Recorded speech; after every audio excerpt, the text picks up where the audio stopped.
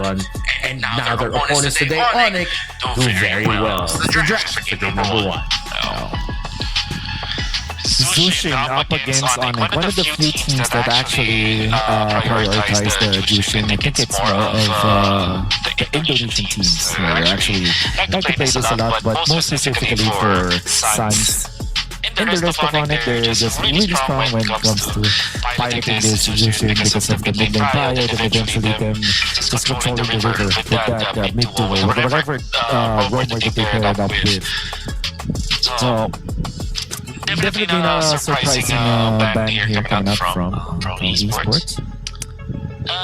But for Onic, they banned both the Fanny as well as the Freya. And the reason why that is because Coily is also a good Fanny player. I'm not sure, this is the time where we can say that you ban the Fanny not because you're scared of the player. You respect the player for sure, but also because at this point in the meta game, if you're given a hero that is so difficult to deal with and the pilot of that hero is also really good, it just makes sense to just ban it up, even when you can use it yourself. Oh, for sure. Don't want to risk it, right? Even though you know you have the tools, Kamboja has shown that he can play Badang really well. He has shown that, of course, it's Kamboja with his... I was supposed to say it's Kamboja, but I don't know why it came out sassy. But yeah, Kamboja in this show and Badang.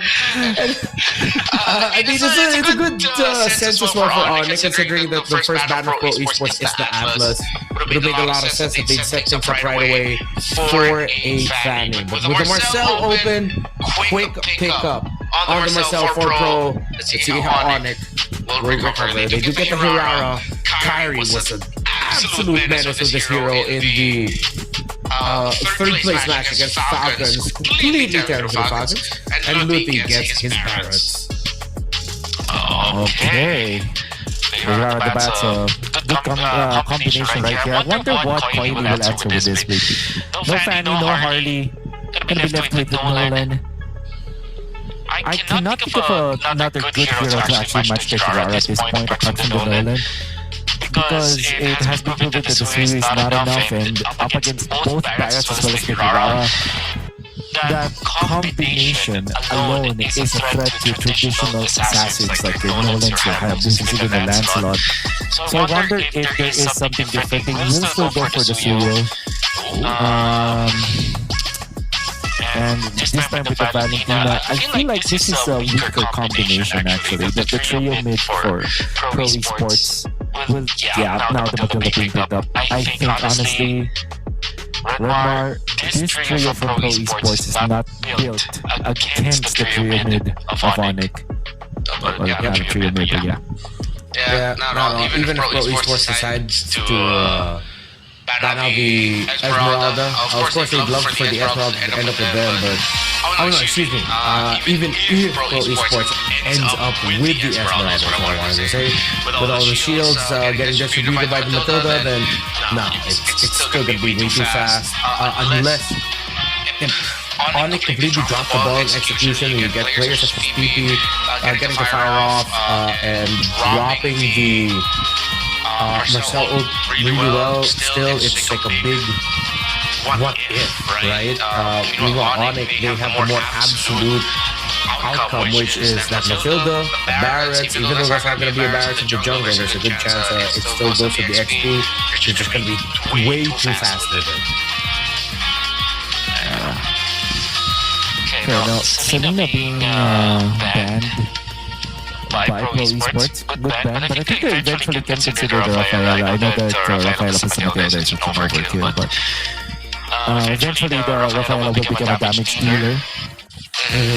And the Rafaela has a good synergy with Barretts as well as the Hirara overall, so still have to respect that, but it's going to be the Eudora.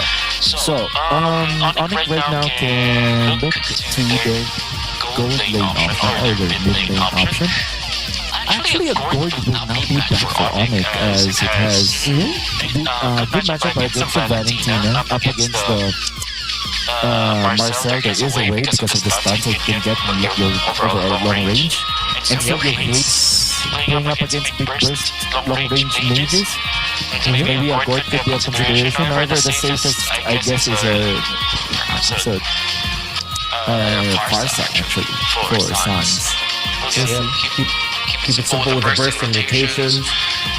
Essentially, you have a pro flying around, but this turned out really well for Onic with a big sound pickup. Of course, one of the sleeper hits of the metagame. Yeah, with all the dives, close mid-range, you are going to give up the ultimate to the Valentina, but at this point, your lineup doesn't care. You have a lot of shields.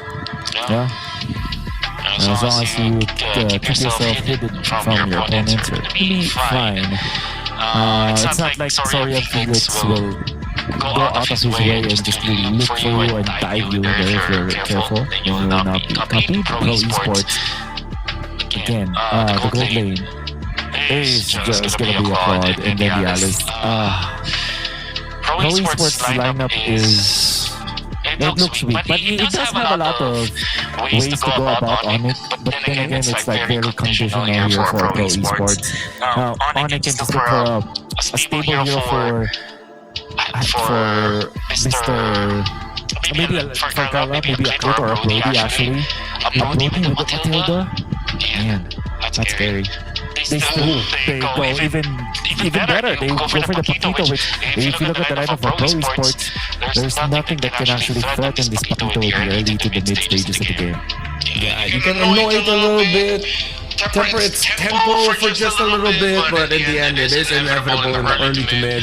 Onic seems to have just decided to draft hard into the run and gun, high tempo, fast damage, just pretty disgusting. If they get their way with this, Pro Esports are going to find themselves heading into game number 2 in less than 11 minutes. That's the best way to describe it, actually. Pretty disgusting. Pretty disgusting. Scary, I would say, for Pro Esports. I wonder if they have prepared with this kind of composition. I really dislike Valentina plus the Valentina in combination with the Marcel. Because whenever I see Marcel, I want to look for bursts to go with it. There was a time where Valentina was a burst mage, but now it's not as much. And also, you kind of deter your Valentina in many ways. Unless the Valentina can copy a big ultimate that is long range, I don't see any good synergy between these two heroes. And then with the Matilda plus the sustainability of both the Paquitos as well as the Barracks, there's just no good target for the Valentina to be able to burst with. So, yeah, I'm legitimately scared here for Pro Esports. Yeah, it seems like it might be a good question of who do you think is going to get most kills in the side of Onic, Kelvin, Kyrie, or Sans, if their lineup gets away with it. Now, if they don't get away with it, then Pro Esports finds a way to make sure that Onic doesn't get that potential snowball going, then maybe Onic are going to start to realize, like, wait, they actually have enough damage to deal with this Alice just hovering over around them, and with this Marcel too, that Cozen will just have the space. So we're not completely discounting the possibility here that Pro Esports might be able to win this game. It's just, with the current trends of early to mid firing so much better, Onic might be able to lead through this. Kyrie gets stunned up, he gets found out. Boily with a red tree, and he's still going to be able to get away. Kyrie using the guiding wind of Kamboja. Just a hit or two, but they could not finish him off. All things considered, Pro Esports, I think I'd give them that. And the only thing that really is bad is that there is no retribution for 15 seconds. Onic might have enough of a leeway to actually burst this turtle, but Pro Esports in response, they're going to be pressuring the turtle. So that they're positioning themselves so that they can poke Kyrie before the threat's up. And now it's up. Actually, but look at that. Big Jonas Welcome catching two. And now the Big Sun ultimate to go for it as well. But the Protocol win stops Kyrie from taking that win. Look at that. There's the Eternal Guard being won again. But the two-man Eternal Guard in combination with the turtle is enough. They will take that turtle for themselves. A copied ultimate from Soria Felix at the copied Daytona's Welcome will take out Mlbb. Pro Esports comes up on top, but my God, this Sans makes so much work in that game, in that clash. Somehow they were just able to get a crowd control and burst right off on time against Coily, and we're able to take him out before he could get that turtle down. I think he popped the red tree in desperation right he was about to go down, and in the end it was still Onic and Sans who got the last hit onto that turtle. Well fought by Pro, so still Pro aren't allowing Onic to snowball like crazy. Onic are getting some small wins, but Pro Esports still taking it. They're not gonna make it look like an easy time for KE for getting those objectives. Now here comes PP helping out Kozek in the bot. Kozek last dealt with Kara in the gold lane. That Paquito relatively well. 2-1. 2-1 at the gold lead is not that much because of that positive trade actually for Onic. Think about it. Golden Hour committed onto the... What the dodge? Whoa, Keyboy! What? What? That was way too fast! He just... I think the moment he got out, he used Circling Eagle and then canceled. I don't know if you ought to use the second, but yeah, the moment he got out of the Golden Hour, it was just a quick Circling Eagle so that he wouldn't get hit by the Coily Blade Surge that was set up really well. And in the bottom lane, Kelvin finds a kill out the PP. He gets to Marcel. Make that too. He finds the crowd also. Here comes Sam going in, but he finds Kara with the punish, with the double dash. Onic though are going to be poised, taking this turtle number 2 for themselves. I'm still lost. I'm still amazed by what people was able to achieve with that. And his flicker was on cooldown during that moment, so... Yeah, hit it. I do not understand Mobile Legends about it. Big burst! They didn't even let Sam react to that. That was a big eternal guard into the junction of the dodge coming up from Diary. He's healthy. Coily's not. Here comes Circling Eagle. They do have the Golden Hour to save this. Not even matter. Not even gonna matter. Coily is safe right now with the purple buff. Compromised. KE wants to take this for himself. He will successfully do so. And this is what we're talking about with the lineup of Onic. Scary as it could be if he gets the ball rolling. Pro Esports feeling it. Oh, Deathless welcome. He surged right into it. They get to take Coily down really low, but it looks like they're not going to be able to finish him off just yet. KE couldn't take him down. Lippy gets away with a guiding wind. Kibon also brings the flicker alongside Lippy so that they wouldn't take any losses. A small win for Pro considering a loss could have been them losing at least 2 members. You play right now, they want to punish Kero or at least get Coily 1 jungle creep. The Rakosa is important. Every single thing is important now for Pro Esports. Onic all of a sudden takes control of the game with 3,000 gold as the advantage over Pro Esports. Let's get out of there. Kero wants to so badly, actually forcing Coily to go in. And look at that, before the ruin committed. There, Daniel though! Knocks up 3! The Golden Hour to kind of stop this from happening. The KE is already there to collect some kills. Gets 2. Now Sorry and Felix in the middle of it all. They want to fight this. Look at this. They will connect with the stunts, with the crowd control, and KE gets the triple because of that. This hero looks like it has an insane amount of dashes because it can also use the guiding wind, and you mentioned it. Sans, the Eternal Guardian was perfect. It delayed Pro Esports tempo in that fight. They initiated, they thought that they could bait Kara into a trap with Sorry and Felix waiting in the wings with a Throne of Ruin. But it turns out the trap, when strong, was a trap for Pro Esports themselves. Now they look to get a win in the bottom lane by maybe getting an attack on Kara, but then with the info in mid, they realize that they have to back off. Turtle number 3 will go to Onic. All major objectives so far in this game for them, while Pro Esports have definitely walked into Onic time, specifically their timers in this game. I told you, man. Something in Onic snapped, and it feels like they have understood the meta game after the loss against Team Spirit and the eventual win in the third place match. against Team Falcons, they've understood that you really have to be aggressive. Terra plays differently now. You see how he is chasing the Marcel out of nowhere? It actually prompts some reactions for Pro Esports, but now Clash seems like. But he's still waiting. Thank you. This could be really bad for Pro Esports. They haven't used any major ultimates just yet. Onic. They are trying to bait Pro Esports, but they do not want to bite it. They are just waiting. They know if they take the fight at the wrong time, then all of the damage and all the sustainability that Onic has will just give them a massive L.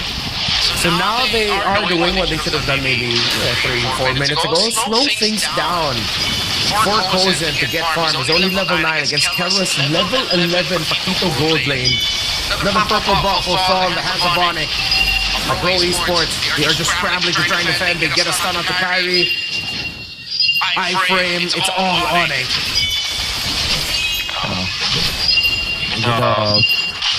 Even the purple buffs now, and they have already forced that I am the Eternal Guardian. Now Mlbb catches someone again. Easy parrots, man. Now PPP wants to go for the exchange, but the turret has been taken out again. Suns with the knock up of the golden hour onto the backline, catching multiple members of Onic, but in some exchange. Oh, Pushes gets two. Taking out both as well as Whaley. Now very aggressive with the help of the Eternal Guardian, attacking some of the turret damage. Holy Shields pop and Onic will be happy to collect 3 important kills up top. Oh, massive win there for Onic. Sneaky Barretts. Sometimes it doesn't need to be long range. You can just do it right in front of you. A quick little chop. And sorry, Felix, his throwing a ruin, gets sidestep PP. Trying to get to the back and get a little bit more info, but the members of Onic, their formation is too sharp for Pro to take a fight. They concede the Lord. It's an 8k gold lead. Onic time at double time. Oh. It's led by Terra being very aggressive on this Paquito. I'm not gonna tell you, he's not playing like this when he was playing Fighter Golden. No need for a sneaky bash, just straight up Victoria's run point blank against Marcel. Now they're chasing Whaley. They do have the damage from Kyrie. Whaley retaliates a little bit. In comes Kyrie once again. Terra diving in. And they're just forcing some reactions from Pro Esports for now. Holy Shields popped in the middle as the Lord marches up top. It's already been popped topside. We gotta charge off. Onic still here, relentless. Don't want to let go of the seed. Sorry, I'm Felix. Let you deal with the middle wave at the bottom. But Kyrie! Gets it out by Kyrie, who made that look easy. Just dashed right into the base. In Pro Esports, they don't have enough damage. With all the sustainability, another death is welcome. Point blank on the Sorry, I'm Felix. Thrown up ruin, but a golden hour. Quite off time. Didn't really synergize with it. Double kill for Sons of this Vexana. 14-4. And I said it, they could go down in less than 11 minutes. Onic wins it in 10:56. Right on the marker, and I feel like we have this confidence in the lineup of Onic because of the draft. When we said that there's a lot of anti-synergy between the Golden Hour as well as the Valentina, with now the Alice also coming into the fray, there's just so much that looks so disconnected on the side of Pro Esports. And I'm sure that they have to look back to the draft and remember that the game really starts with the picture of the game already starts with how good you're drafting. And unfortunately for them, the problems in the draft when we looked at it was just so obvious and apparent. We saw that before the game started, and when the game did start, we saw how easy it was for Onic Esports to disintegrate their composition. That's why we just had that feeling of how disgusting, how nasty the composition that Onic was able to walk away with was. Everything just turned out perfectly for them. Mlbb yet again showing how great he is with this Barrett. And even though the first blood there fell onto Kyrie and Pro Esports were able to take down the Herrera, just a slight moment of brilliance again by Sans. Secure more crowd control, more kills, and even get a turtle for the team. by Pro Esports winning it early, Onic stuck to their game plan and made Pro Esports feel it team fight after team fight. There's only one team that looked okay for Pro Esports, but even then they had to really scrap.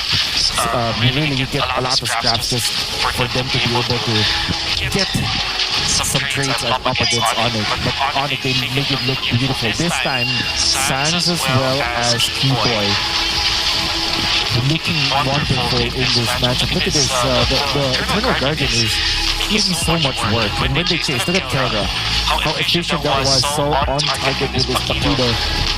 Big Kyrie was surprising with this one as he dove in instead. He looked like he will just back down, but then he thought like, oh, I have another iframe moment, so I can eventually take it out afterwards. And with the massive gold lead that Onic has, everybody can melt against his Mirara. They just they really melted under it. Again, at some point, Pro Esports, you could understand why they were aggressive as they were and why they were taking the early fights early, because even then, if let's say they were able to get some wins in the first two turtles and they won in terms of the Euro trade, then that's great. It means that they're empowering their lineup to go a little bit faster. It means they're delaying what Onic could do. But it wasn't really a matter of being able to stop it. They could just only delay it. When you're playing around a Mathilda as your own that doesn't die, and you have a Barret, you can only delay it, not completely stop it. You yourselves aren't playing into a lot of range. You're playing into a lot of melee as well. I'm talking about the lineup of Pro Esports. Close to mid-range. Up against composition that has one long-range option in the Vexana, and then a great close to mid-range option in the Paquito and the Hirara. And add to that, shields for the team. Sustainability for the team.